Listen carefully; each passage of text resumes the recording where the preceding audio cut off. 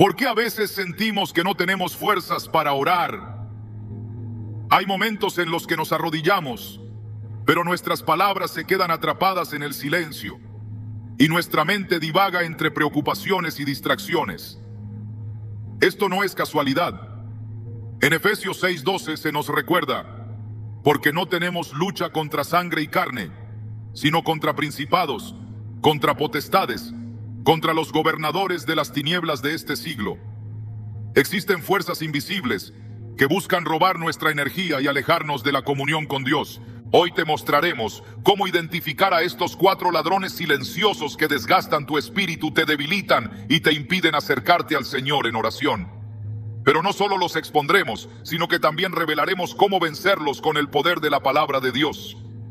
Si sientes que últimamente tu vida de oración se ha enfriado, quédate con nosotros, porque hoy descubrirás cómo recuperar la fuerza para buscar a Dios con todo tu corazón. El desgaste espiritual es un enemigo silencioso, uno que se infiltra en la vida sin hacer ruido, drenando las fuerzas poco a poco, hasta que orar se vuelve un esfuerzo titánico.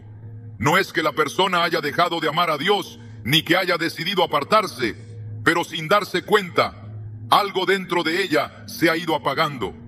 Siente un peso en el alma, una sensación de fatiga que no tiene explicación. Y cuando intenta orar, las palabras se escapan, la mente se nubla y el corazón no responde como antes. Es en esos momentos cuando muchos se preguntan: ¿por qué me siento así? ¿Por qué no logro encontrar la fuerza para buscar a Dios como antes? La Biblia nos advierte que no luchamos contra carne ni sangre, sino contra fuerzas espirituales que operan en las sombras, robando la energía de aquellos que desean estar cerca de Dios. Efesios 6:12 lo deja claro: porque no tenemos lucha contra sangre y carne, sino contra principados, contra potestades, contra los gobernadores de las tinieblas de este siglo, contra huestes espirituales de maldad en las regiones celestes. No se trata solo de un cansancio físico o emocional, sino de una estrategia meticulosa para debilitar la fe, para agotar el espíritu hasta que la oración parezca una carga en lugar de un refugio. Y cuando la oración se enfría, todo lo demás se desmorona. La paz desaparece, la ansiedad se instala, el discernimiento se nubla y la voz de Dios se vuelve distante. En la Biblia encontramos a muchos siervos de Dios que pasaron por esta batalla. Elías, después de haber experimentado una de las manifestaciones más poderosas del poder divino en el Monte Carmelo, huyó al desierto completamente agotado. Su espíritu estaba tan desgastado que incluso deseó la muerte. En 1 Reyes 19:4, él mismo dice: basta ya, oh Jehová, quítame la vida, pues no soy mejor que mis padres. Este era un hombre que había visto fuego descender del cielo, que había confrontado a los profetas de Baal con valentía, y sin embargo, el desgaste lo alcanzó. Se sintió vacío, sin fuerzas para seguir adelante. Si un profeta como Elías llegó a este punto, ¿cuánto más puede afectar este desgaste a cualquier creyente? El enemigo no siempre ataca con tentaciones evidentes o con pruebas abrumadoras. A veces, lo único que necesita hacer es desgastar, consumir poco a poco la energía, hasta que el espíritu esté tan debilitado que la persona no tenga voluntad de luchar. Daniel 7:25 nos advierte que una de las estrategias del enemigo en los últimos tiempos será agotar a los santos del Altísimo. No dice que los destruirá de inmediato, sino que los desgastará.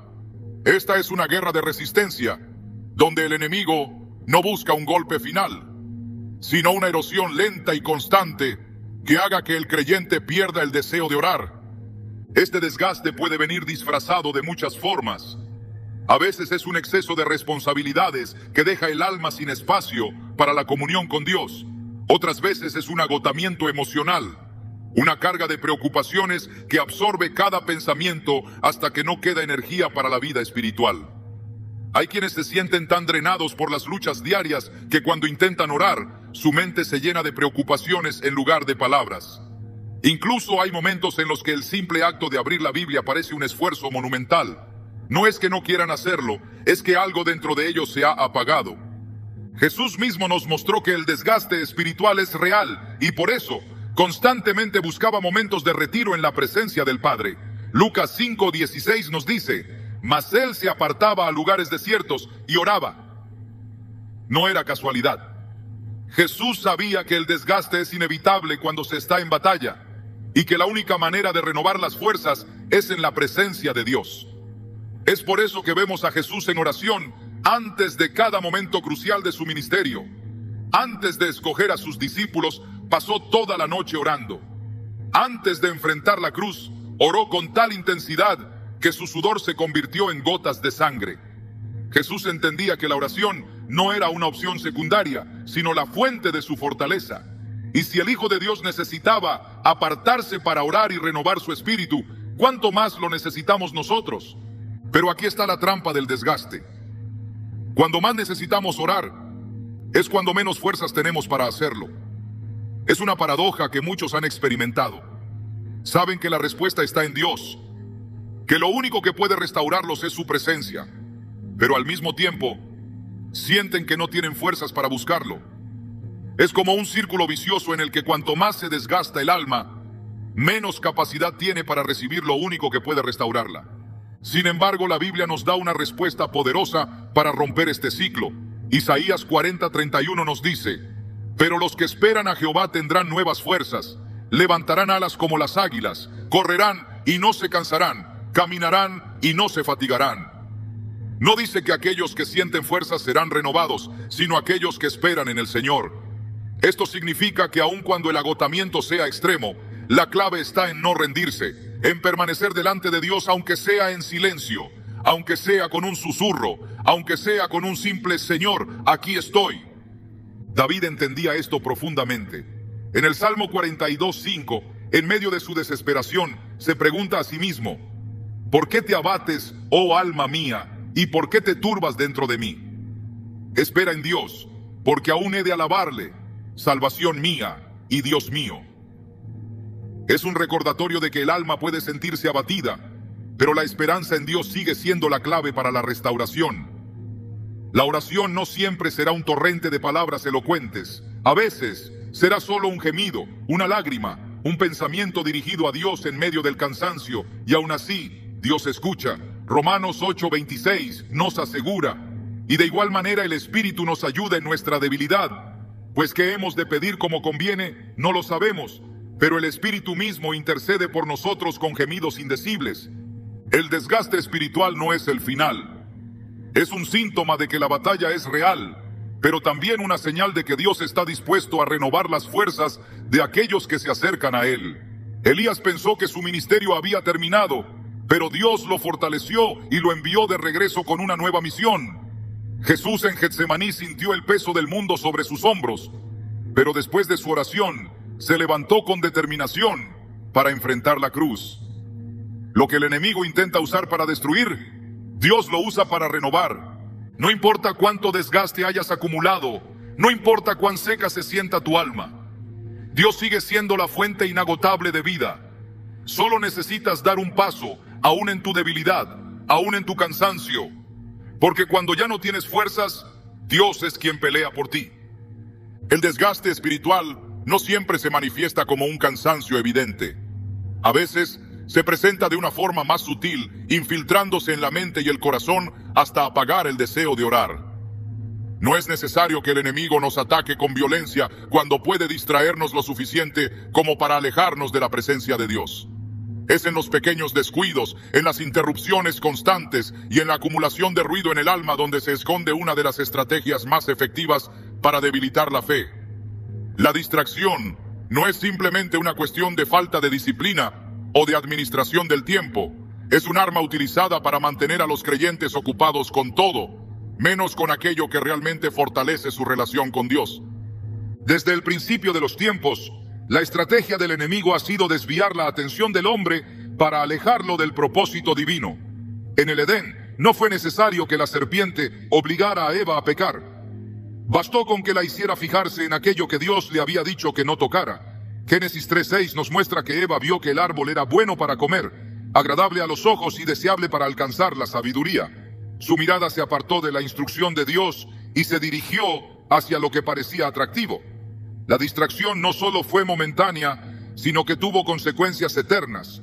Cuando la atención de una persona se aparta de lo que Dios ha establecido, inevitablemente termina tomando decisiones que la alejan de su presencia. Las distracciones no siempre se presentan como algo negativo en sí mismo. En muchas ocasiones son cosas legítimas: responsabilidades, trabajo, familia, proyectos personales. Sin embargo, cuando ocupan el lugar que le pertenece a Dios, se convierten en un obstáculo para la oración. Marta experimentó esta lucha de manera evidente cuando Jesús visitó su casa. Mientras su hermana María se sentaba a los pies del Maestro, Marta estaba preocupada con los quehaceres, atrapada en la urgencia de la rutina. Lucas 10, 41, 42 registra la respuesta de Jesús cuando ella se quejó porque María no la ayudaba. Marta, Marta, afanada y turbada estás con muchas cosas, pero solo una cosa es necesaria, y María ha escogido la buena parte, la cual no le será quitada. El problema de Marta no era su deseo de servir, sino su incapacidad de discernir lo que realmente importaba en ese momento. La mente humana es un campo de batalla constante. Pensamientos dispersos, preocupaciones diarias y la avalancha de información que inunda cada instante de la vida pueden convertir la oración en un desafío. En Mateo 6:6, Jesús dio una instrucción clara: mas tú, cuando ores, entra en tu aposento y cerrada la puerta, ora a tu Padre que está en secreto. La imagen de cerrar la puerta no solo es literal, sino también simbólica. Representa la necesidad de bloquear todas las interferencias externas para concentrarse en la comunión con Dios.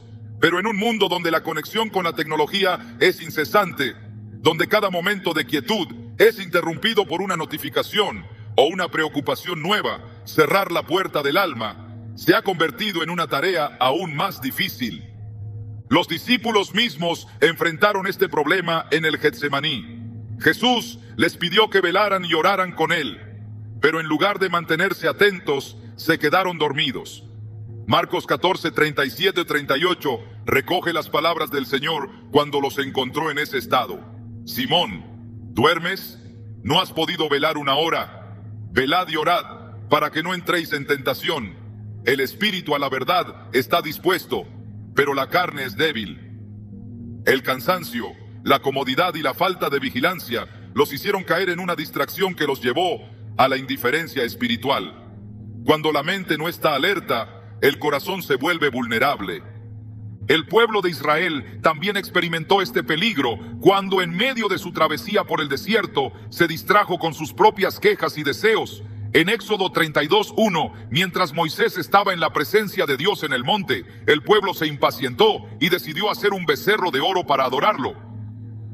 En lugar de esperar la instrucción divina, se dejaron llevar por sus propias emociones y necesidades inmediatas. La distracción los condujo directamente a la idolatría. La incapacidad de mantenerse enfocados en Dios hizo que cayeran en la trampa de buscar algo tangible que satisficiera su ansiedad. Pablo advirtió sobre este peligro en Colosenses 3:2, diciendo: poned la mira en las cosas de arriba, no en las de la tierra. La mente debe estar alineada con la voluntad de Dios. De lo contrario, cualquier cosa puede convertirse en un obstáculo. El apóstol también describió la lucha entre el deseo de hacer el bien y la tendencia de la carne a desviarse. En Romanos 7:19 expresó: porque no hago el bien que quiero, sino el mal que no quiero, eso hago. Esta lucha interna se intensifica cuando la distracción se normaliza, cuando se permite que las prioridades se reordenen hasta que Dios queda relegado a un segundo plano. La distracción no solo debilita la oración, sino que también apaga la sensibilidad espiritual. Cuando alguien pasa demasiado tiempo enfocado en otras cosas, su capacidad para percibir la voz de Dios se debilita. En 1 Reyes 19, 11, 12, Elías experimentó esto cuando Dios se le manifestó no en el viento fuerte, ni en el terremoto, ni en el fuego, sino en un silbo apacible y delicado. La voz de Dios no siempre se presenta con estruendo. Muchas veces se necesita un corazón en quietud para escucharla. Cuando la mente está saturada de ruido, cuando la agenda está llena de distracciones, la comunión con Dios se vuelve lejana y difícil. La Escritura advierte que uno de los peligros de los últimos tiempos será precisamente la distracción espiritual. En Lucas 21:34 Jesús dijo: mirad también por vosotros mismos, que vuestros corazones no se carguen de glotonería y embriaguez y de los afanes de esta vida, y venga de repente sobre vosotros aquel día. La distracción no es inofensiva, es una trampa diseñada para alejar a las personas de lo que realmente importa. El llamado es a recuperar el enfoque, a cerrar la puerta a las distracciones y a establecer una prioridad inquebrantable en la búsqueda de Dios. En Jeremías 29:13 se encuentra una promesa poderosa: me buscaréis y me hallaréis, porque me buscaréis de todo vuestro corazón. La oración no es algo que se pueda relegar a los momentos en los que no haya nada más que hacer. Es la esencia de la relación con Dios, el canal por el cual se recibe dirección, fortaleza y paz. Así como Jesús se apartaba a lugares desiertos para orar, así como Daniel estableció un tiempo inamovible para su comunión con Dios, a pesar de la persecución, así como Pablo exhortó a orar sin cesar, el llamado sigue siendo el mismo. La distracción solo pierde su poder cuando se toma la decisión firme de priorizar la presencia de Dios sobre cualquier otra cosa. La lucha no es contra las cosas externas, sino contra la inclinación interna a dar más importancia a lo urgente que a lo eterno. Pero la victoria es posible para aquellos que eligen cerrar la puerta y buscar a Dios con todo su corazón. El mayor obstáculo para la oración no siempre es el tiempo o la falta de disciplina. Hay algo más profundo, más oculto, que pesa sobre el alma y la mantiene en un estado de constante agotamiento espiritual. Es el peso del pecado no confesado, esa barrera invisible que se levanta entre el corazón del creyente y la presencia de Dios.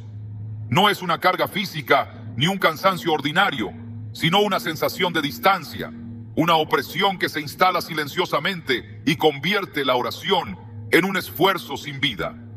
La comunión con Dios se vuelve difícil, las palabras parecen vacías y el espíritu pierde su fervor. La culpa se convierte en un eco persistente que resuena en la mente y sofoca la confianza en el Señor. El pecado, cuando no es enfrentado y llevado a la cruz, no solo afecta la relación con Dios, sino que también drena la energía espiritual. La Escritura es clara al respecto en Isaías 59:2. Pero vuestras iniquidades han hecho división entre vosotros y vuestro Dios, y vuestros pecados han hecho ocultar de vosotros su rostro para no oír. No se trata de que Dios se aleje, sino de que el corazón del hombre se endurece y pierde la sensibilidad a su voz. El enemigo sabe que mientras un creyente camine en la luz, su oración será poderosa, pero si logra atraparlo en la culpa y la vergüenza, lo mantendrá en un ciclo de debilidad e impotencia. David experimentó esto de manera profunda, cuando cayó en pecado y trató de continuar su vida como si nada hubiera pasado. En el Salmo 32:3-4, describe con precisión la carga que esto representó para su alma. Mientras callé se envejecieron mis huesos en mi gemir todo el día, porque de día y de noche se agravó sobre mí tu mano. Se volvió mi verdor en sequedades de verano. Su fuerza se desvaneció, su alegría desapareció, y su comunión con Dios quedó interrumpida. No fue hasta que confesó su pecado que la carga se levantó y su espíritu fue restaurado. En el versículo 5 declara: mi pecado te declaré, y no encubrí mi iniquidad. Dije, confesaré mis transgresiones a Jehová, y tú perdonaste la maldad de mi pecado. La restauración comenzó cuando dejó de huir y se presentó ante Dios con un corazón sincero. El pecado oculto no solo apaga la oración, sino que también da lugar a la condenación. El enemigo es llamado el acusador de los hermanos en Apocalipsis 12:10, y una de sus estrategias más efectivas es recordarle constantemente al creyente sus fallas para que se sienta indigno de acercarse a Dios. Sin embargo, la Escritura revela que la respuesta no es huir ni tratar de justificarse, sino acudir al trono de la gracia con confianza. Hebreos 4:16 declara: acerquémonos pues confiadamente al trono de la gracia, para alcanzar misericordia y hallar gracia para el oportuno socorro. Dios no rechaza a aquellos que vienen a Él en arrepentimiento, sino que los restaura y les devuelve la fuerza espiritual que el pecado intentó robarles. Pedro vivió este proceso cuando negó a Jesús. Su traición no fue un simple error, sino una negación abierta de su relación con el Maestro. Lucas 22:61-62. relata el momento en que Jesús lo miró después de su tercera negación. Entonces, vuelto el Señor, miró a Pedro, y Pedro se acordó de la palabra del Señor, y saliendo fuera, lloró amargamente. La culpa lo invadió, y durante ese tiempo su espíritu estuvo abatido. Sin embargo, Jesús no permitió que quedara atrapado en la condenación. Después de su resurrección, buscó restaurarlo, y le dio una nueva oportunidad para reafirmar su amor. En Juan 21, 15, 17, le pregunta 3 veces: Simón, hijo de Jonás, ¿me amas? Con cada respuesta Jesús no solo restauró a Pedro, sino que también le devolvió su propósito. La restauración siempre comienza con el reconocimiento. Proverbios 28, 13 enseña que el que encubre sus pecados no prosperará, mas el que los confiesa y se aparta alcanzará misericordia. No se trata solo de admitir una falta, sino de dar un giro en dirección a Dios, de abandonar todo lo que interfiere en la relación con Él y de permitir que su gracia transforme el corazón.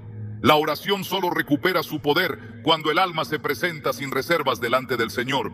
El enemigo siempre intentará convencer al creyente de que su pecado es demasiado grande, que ya no hay oportunidad de restauración. Sin embargo, la historia del hijo pródigo es una de las mayores evidencias de que Dios no rechaza a los que regresan a Él.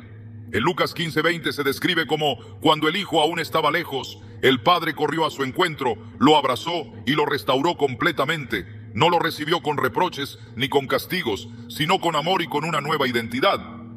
El sacrificio de Jesús es la mayor prueba de que el pecado no tiene la última palabra. Primero Juan 1:9 afirma: si confesamos nuestros pecados, Él es fiel y justo para perdonar nuestros pecados y limpiarnos de toda maldad. La oración no debe ser una carga ni un momento de miedo ante Dios, sino un espacio de restauración donde el creyente puede presentarse tal como es y recibir la gracia transformadora del Padre. El salmista entendió esta verdad cuando escribió en el Salmo 51:10: Crea en mí, oh Dios, un corazón limpio y renueva un espíritu recto dentro de mí. La oración no es solo el acto de hablar con Dios, sino el medio por el cual el alma es purificada y fortalecida. Cada vez que alguien se humilla delante del Señor y reconoce su necesidad de Él, se produce un renacimiento espiritual. La batalla contra el pecado no se gana con esfuerzo humano, sino con una rendición total ante Dios. Zacarías 4:6 lo expresa claramente: no con ejército ni con fuerza, sino con mi espíritu, ha dicho Jehová de los ejércitos. La transformación no ocurre por determinación propia, sino por la obra del Espíritu Santo en el interior del creyente. Jesús ilustró esta verdad cuando habló de la vid y los pámpanos en Juan 15:4-5. Permaneced en mí y yo en vosotros. Como el pámpano no puede llevar fruto por sí mismo, si no permanece en la vid, así tampoco vosotros, si no permanecéis en mí. Yo soy la vid, vosotros los pámpanos. El que permanece en mí y yo en él, éste lleva mucho fruto, porque separados de mí, nada podéis hacer. No hay fuerza en la oración cuando el alma está desconectada de Dios, pero cuando se restaura la comunión, la vida espiritual es renovada. El llamado es a no permitir que el pecado se convierta en una barrera, a no dejar que la culpa robe la energía espiritual y apague la pasión por Dios. La Escritura deja claro que en Cristo hay restauración, que el acceso a la presencia de Dios está abierto y que ninguna acusación del enemigo puede prevalecer sobre aquellos que han sido lavados por la sangre del Cordero. Romanos 8:1 declara con autoridad: ahora pues, ninguna condenación hay para los que están en Cristo Jesús, los que no andan conforme a la carne, sino conforme al Espíritu. La oración solo recupera su poder cuando el corazón se presenta sin reservas ante Dios. En ese momento, la carga se levanta, la comunión se restaura y el Espíritu encuentra nuevas fuerzas para seguir adelante. La obra de la cruz no solo garantiza el perdón, sino también la libertad para caminar en la plenitud de la presencia de Dios. La oración no es solo palabras dirigidas al cielo, es un acto de fe. Cada vez que alguien ora, está declarando que Dios escucha, que responde, que se mueve a favor de los que le buscan. Sin fe, la oración se convierte en una rutina vacía, en palabras que no trascienden, en un ejercicio sin vida. Cuando la incredulidad se infiltra en el corazón, la conexión con Dios se debilita la pasión se enfría y la expectativa desaparece. No es que Dios haya cambiado, ni que su poder se haya reducido, sino que la fe ha sido erosionada hasta el punto de hacer que la oración se sienta inútil. Sin fe, la oración no es más que un eco sin respuesta. La incredulidad no siempre se manifiesta con un rechazo abierto a Dios, a veces se disfraza de resignación, de un acostumbramiento a la falta de respuestas, de una oración que se hace más por costumbre que por convicción. Cuando Jesús caminó entre los hombres, la fe fue el factor que determinó quiénes recibían milagros y quiénes no. En Marcos 6:5-6 se describe un momento impactante. Y no pudo hacer allí ningún milagro, salvo que sanó a unos pocos enfermos, poniendo sobre ellos las manos. Y estaba asombrado de la incredulidad de ellos. La incredulidad limitó la manifestación del poder de Dios.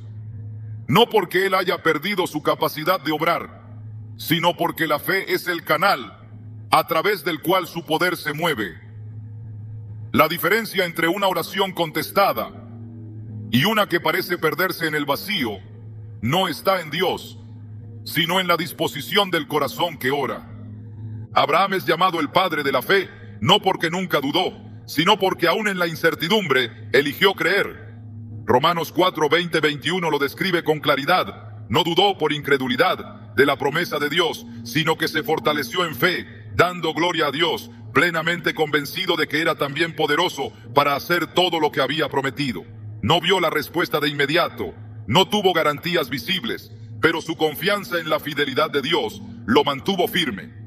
La fe es más que un sentimiento, es una decisión de creer en lo que Dios ha dicho, incluso cuando las circunstancias parecen contradecirlo.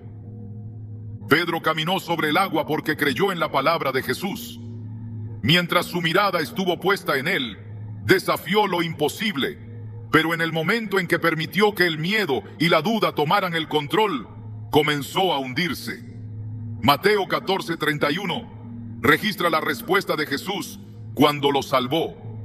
Hombre de poca fe, ¿por qué dudaste? No fue el viento ni las olas lo que hizo que Pedro cayera, sino la incredulidad que se infiltró en su corazón. La duda no necesita grandes argumentos para debilitar la fe. Solo necesita un pequeño espacio, una mínima apertura, para comenzar a robar la certeza de que Dios es capaz. La oración sin fe es como una semilla que nunca se planta. Santiago 1:6-7 lo expresa con contundencia. Pero pida con fe, no dudando nada, porque el que duda es semejante a la onda del mar, que es arrastrada por el viento y echada de una parte a otra. No piense pues quien tal haga, que recibirá cosa alguna del Señor. La fe no es una opción secundaria en la oración, es la base sobre la cual toda petición es levantada.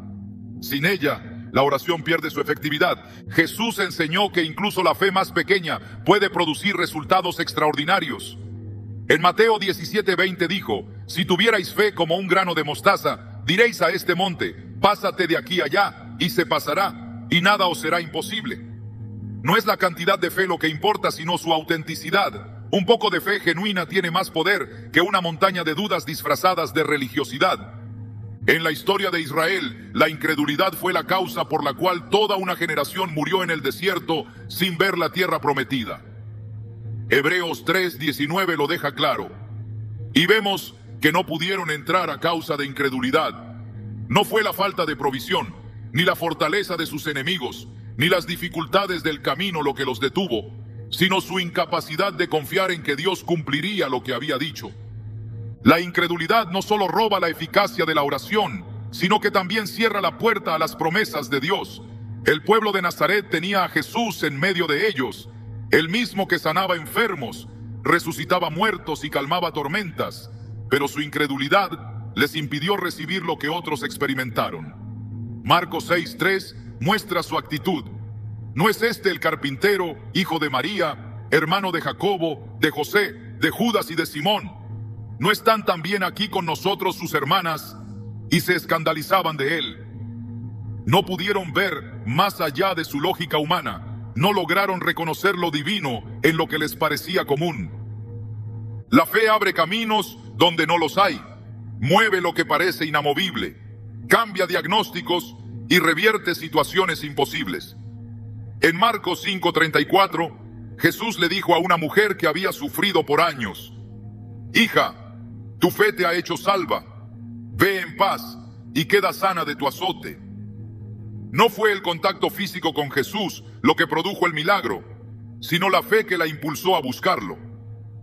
Hebreos 11:6 establece una verdad inquebrantable: pero sin fe es imposible agradar a Dios, porque es necesario que el que se acerca a Dios crea que le hay y que es galardonador de los que le buscan. La fe no solo es necesaria para recibir respuestas, sino también para vivir en comunión con Él. La duda se presenta de muchas formas, a veces con pensamientos directos que cuestionan la fidelidad de Dios, y otras veces con la forma más peligrosa de incredulidad, la indiferencia. Es el estado en el que la persona sigue orando, pero sin expectativa, sin convicción, sin la certeza de que Dios realmente responderá. Jesús preguntó en Lucas 18:8, «Cuando el Hijo del Hombre venga, ¿hallará fe en la tierra?». No preguntó si hallaría iglesias, si encontraría personas orando, si vería religiosidad, sino si aún habría fe. La lucha contra la incredulidad no es solo un tema individual, sino una batalla espiritual que define el destino de generaciones enteras. En Mateo 21:22, Jesús dio una promesa directa: «Y todo lo que pidiereis en oración, creyendo, lo recibiréis». La fe no es un simple complemento en la oración, es el poder que la hace efectiva. La Escritura no deja margen para la duda. Romanos 10:17 declara: «Así que la fe es por el oír, y el oír por la palabra de Dios». La fe no se sostiene en emociones, sino en la palabra. Cada promesa escrita es un fundamento sólido para creer. La incredulidad se vence con la verdad. La oración cobra vida cuando está respaldada por la certeza de que Dios no miente, de que sus promesas son firmes y de que su fidelidad es eterna. Números 23:19 lo confirma: «Dios no es hombre para que mienta, ni hijo de hombre para que se arrepienta. Él dijo, ¿y no hará? ¿Habló y no lo ejecutará?». Nada roba más energía en la oración que orar sin fe. Pero cuando la convicción de que Dios es fiel llena el corazón, la oración se convierte en un fuego que nada puede apagar. Lo que parecía imposible comienza a cambiar. Lo que estaba detenido empieza a moverse, y lo que el enemigo intentó apagar es encendido con un poder aún mayor.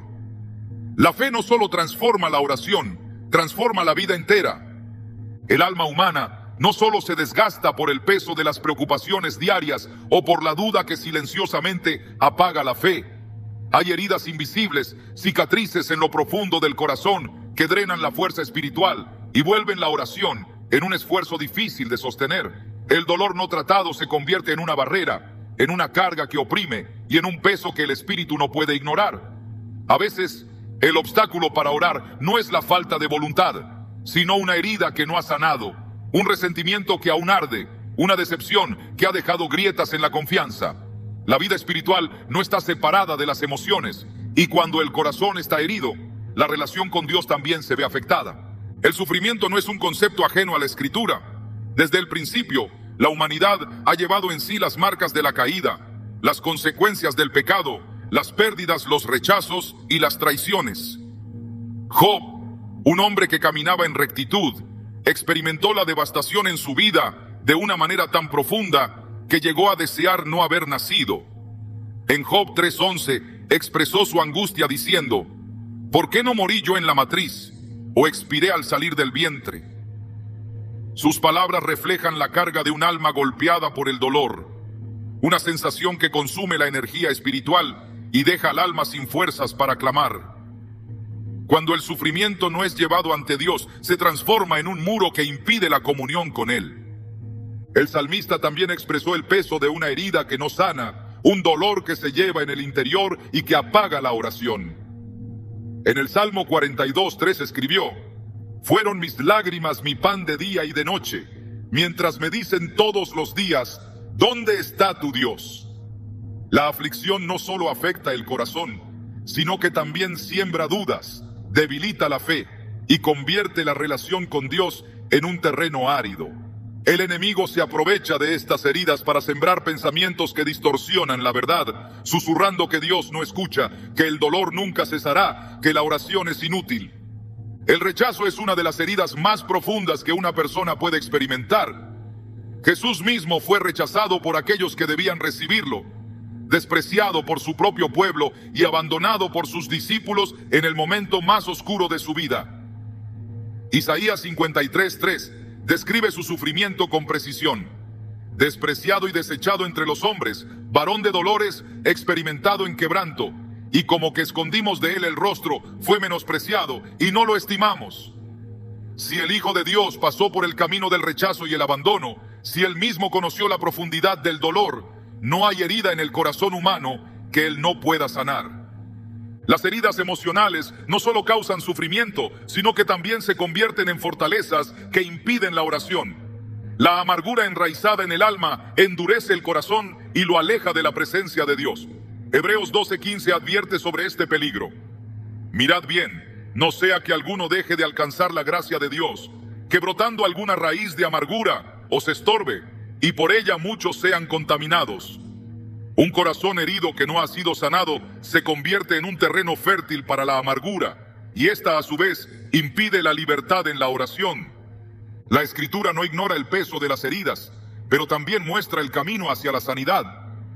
En Ezequiel 36:26, Dios promete: os daré corazón nuevo, y pondré espíritu nuevo dentro de vosotros, y quitaré de vuestra carne el corazón de piedra, y os daré un corazón de carne.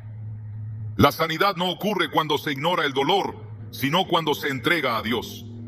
Jesús declaró en Lucas 4:18, el Espíritu del Señor está sobre mí, por cuanto me ha ungido para dar buenas nuevas a los pobres, me ha enviado a sanar a los quebrantados de corazón. No hay herida demasiado profunda que su gracia no pueda restaurar, no hay dolor que Él no pueda aliviar.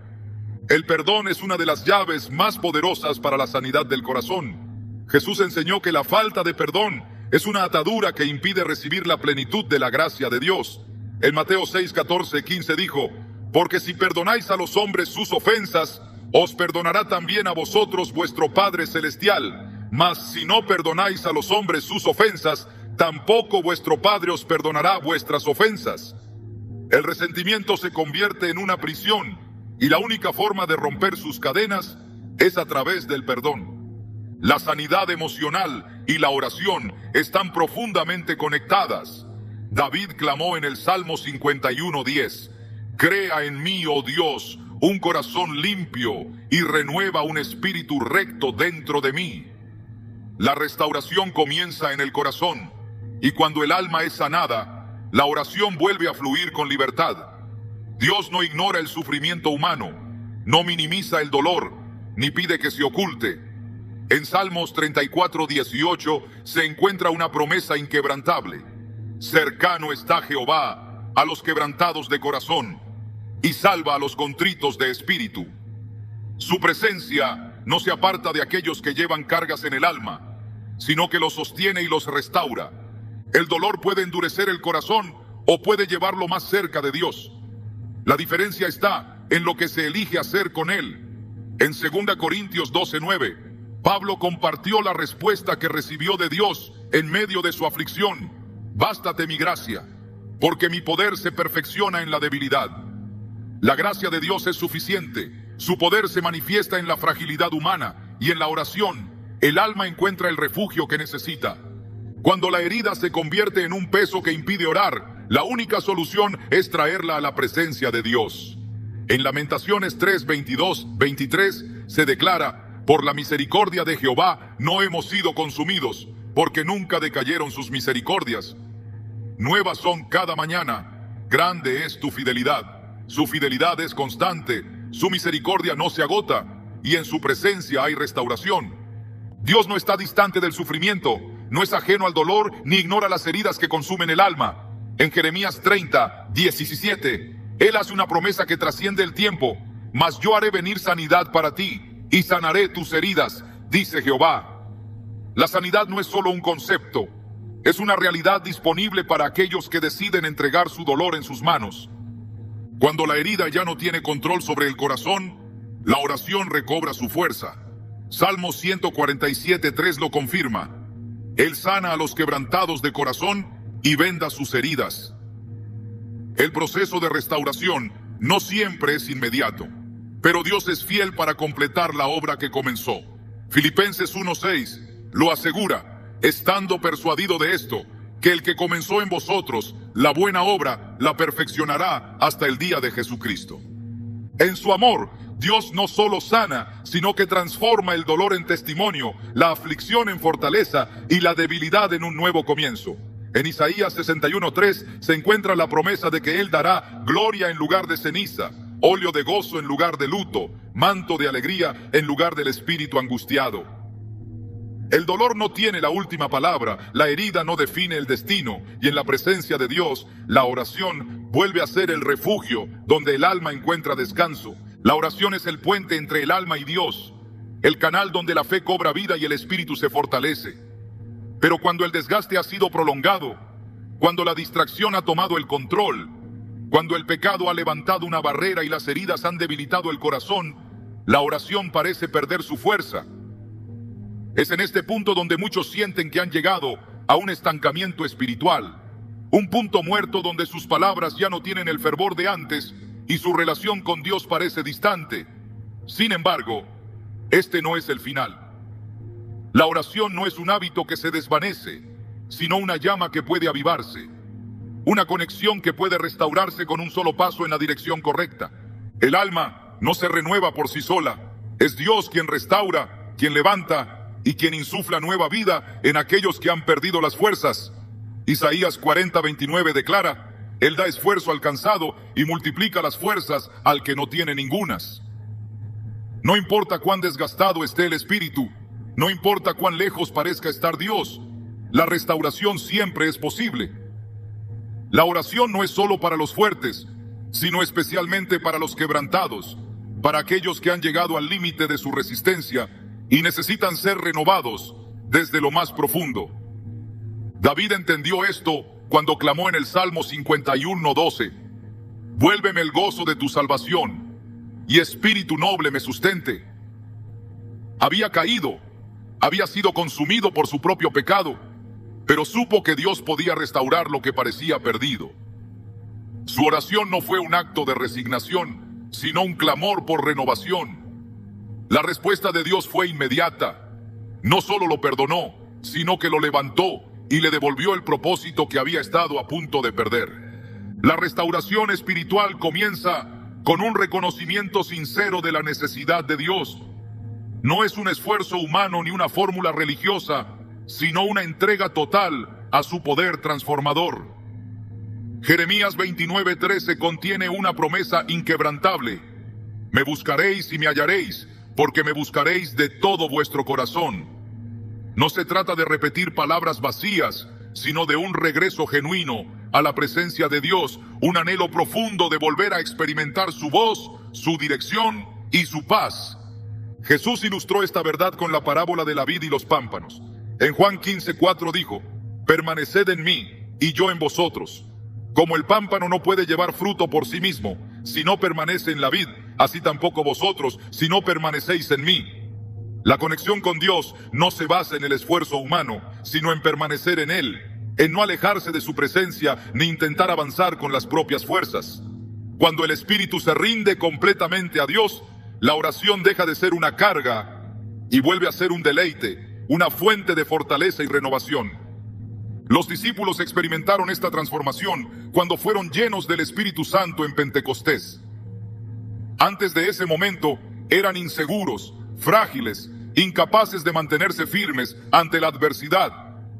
Pero Hechos 2:4 registra el punto de cambio.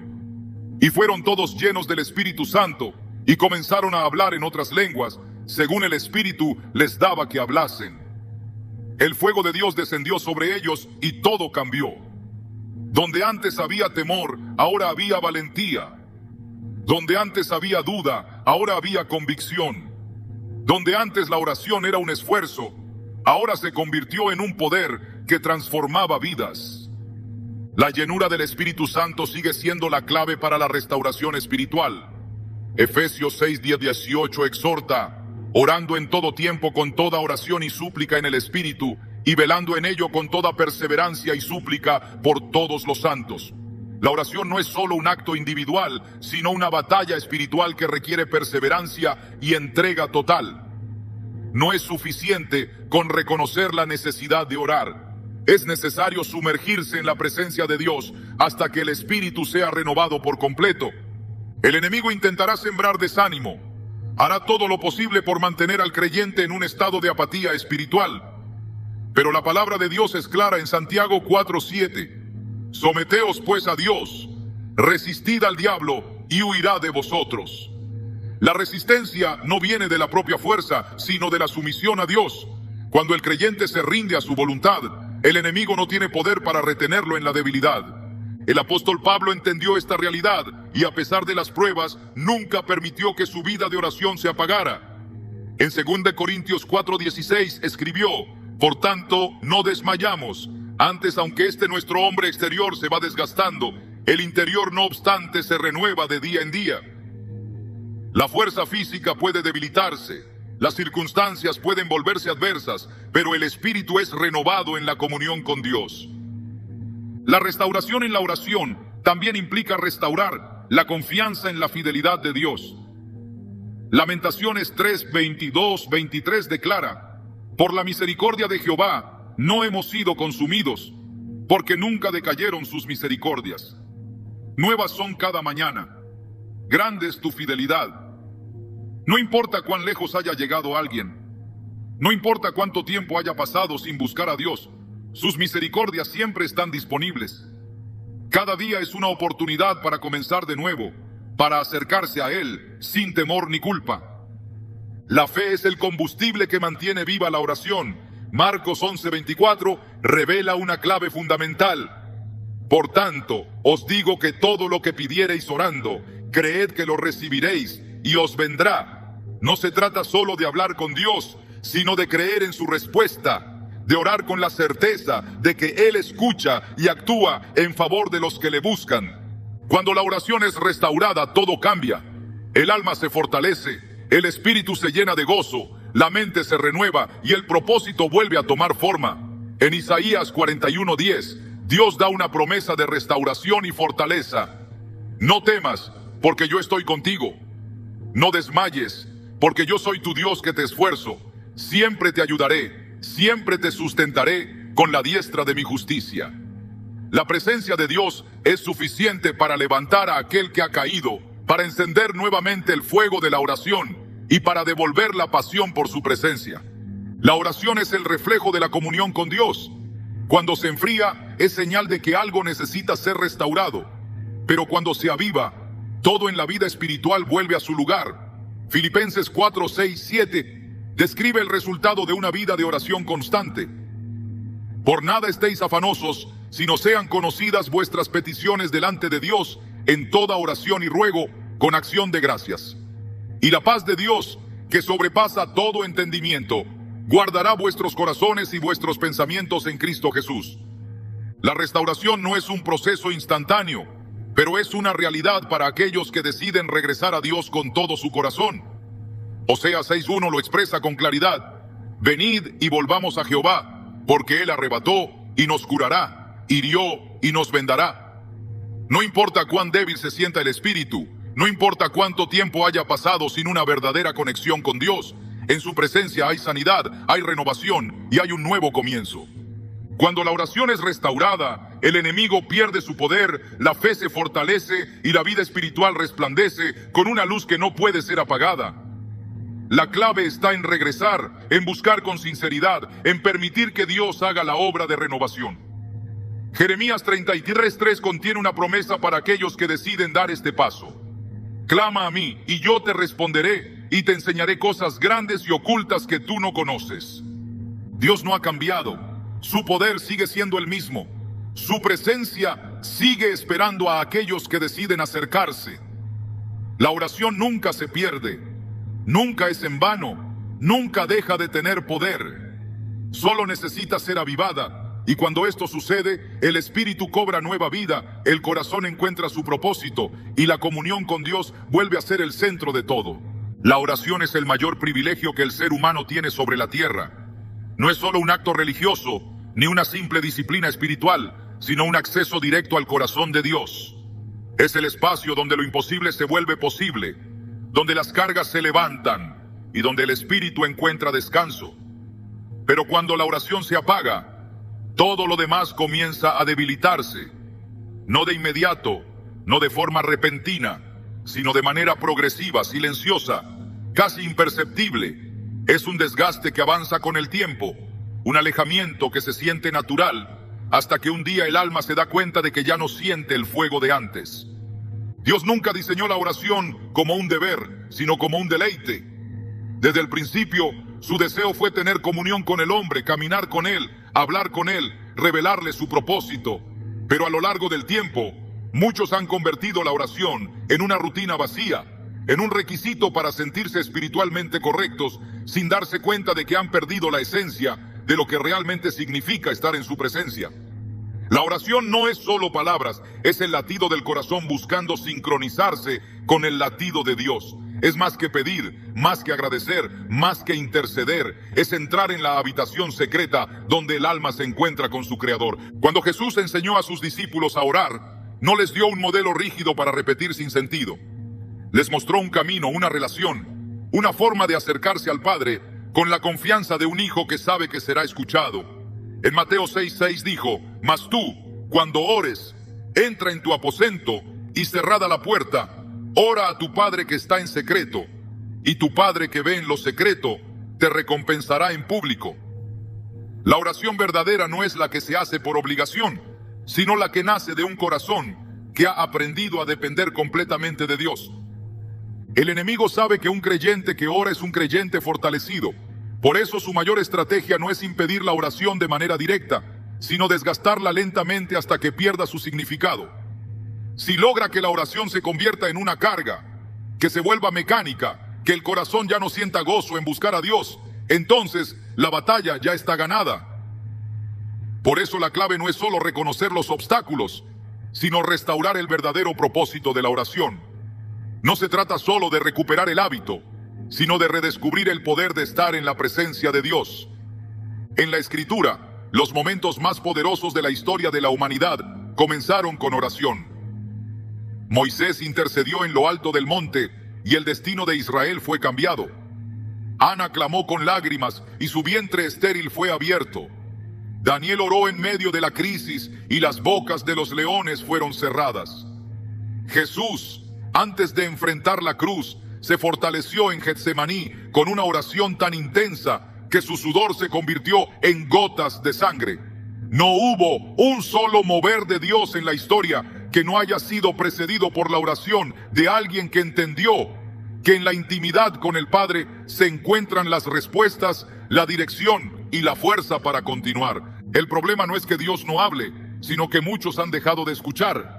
No porque no quieran, sino porque la voz de Dios se percibe en la quietud, en el silencio, en la profundidad de un corazón dispuesto. En 1 Reyes 19, 11-12, Elías esperó que Dios le hablara en un viento fuerte, en un terremoto, en un fuego, pero la voz del Señor vino en un silbo apacible y delicado. La oración no es solo hablar, sino también aprender a callar para escuchar. No es llenar el tiempo con palabras sin dirección, sino aprender a reconocer la voz que susurra en lo más profundo del alma. La verdadera lucha no es contra el desgaste, la distracción, el pecado o las heridas del alma. La verdadera lucha es contra la desconexión, contra la tendencia natural del ser humano a apartarse de Dios cuando más lo necesita. Pero cada vez que alguien decide regresar, cada vez que un alma se rinde en oración sincera, el cielo responde. Dios nunca ha estado lejos, nunca ha dejado de escuchar, nunca ha cerrado la puerta. No importa cuánto tiempo haya pasado, no importa cuán seca se sienta el alma, siempre hay un camino de regreso. En Jeremías 33:3 está una invitación eterna. Clama a mí, y yo te responderé, y te enseñaré cosas grandes y ocultas que tú no conoces. No dice que responderá solo a los que han sido constantes, ni a los que nunca han fallado en su vida de oración. No pone condiciones ni establece requisitos complicados, solo dice, clama a mí. Es una invitación abierta, una puerta que nunca ha sido cerrada. Dios no necesita oraciones perfectas, solo necesita corazones dispuestos. No busca palabras bien estructuradas, sino almas que vengan a Él con sinceridad. No rechaza a los que han fallado, no ignora a los que se han alejado. La historia del hijo pródigo en Lucas 15:20 es el mayor reflejo de esto. Y levantándose, vino a su padre. Y cuando aún estaba lejos, lo vio su padre y fue movido a misericordia, y corrió y se echó sobre su cuello y le besó. No esperó a que llegara hasta la puerta, no lo dejó hablar primero, no le pidió explicaciones, solo corrió a su encuentro. El mayor engaño del enemigo es hacer creer que es demasiado tarde, que la oración ya no tiene el mismo impacto, que la conexión con Dios no puede restaurarse. Pero la verdad es que Dios sigue esperando, sigue llamando, sigue anhelando que su pueblo vuelva a Él con todo su corazón. No hay un solo versículo en la Escritura que diga que es tarde para buscar a Dios. Al contrario, la Biblia está llena de promesas para aquellos que deciden volver. Joel 2:12 lo deja claro. Por eso pues, ahora, dice Jehová, convertíos a mí con todo vuestro corazón, con ayuno y lloro y lamento. El avivamiento en la vida de un creyente comienza con un regreso genuino a la oración. No con más actividades, no con más conocimiento, no con más esfuerzo humano. Todo comienza en la presencia de Dios. Cuando la oración vuelve a ocupar su lugar, todo lo demás se alinea. La paz regresa, la dirección se aclara, la pasión se enciende. Pero la clave no está en intentarlo por un tiempo y esperar resultados inmediatos. La clave está en permanecer. Jesús lo dijo en Juan 15:7. Si permanecéis en mí y mis palabras permanecen en vosotros, pedid todo lo que queráis y os será hecho. El enemigo intentará volver a apagar la oración. Volverá a traer distracciones, desgastes, dudas y heridas. Pero cada creyente tiene el poder de decidir si permite que esto lo apague o si se mantiene firme en la presencia de Dios. Efesios 6:18 da la clave para permanecer encendidos, orando en todo tiempo con toda oración y súplica en el Espíritu, y velando en ello con toda perseverancia. Dios sigue siendo el mismo, su poder no ha cambiado, su presencia no ha disminuido, su amor no se ha enfriado. Lo único que necesita es que su pueblo regrese a la oración con un corazón sincero, con una fe renovada, con una pasión que no se apaga. La oración es la clave para todo, es el arma que rompe cadenas, la luz que disipa la oscuridad, la conexión que nunca debió perderse. No hay excusas, no hay barreras, no hay distancias que puedan impedir que un corazón quebrantado sea restaurado en la presencia de Dios.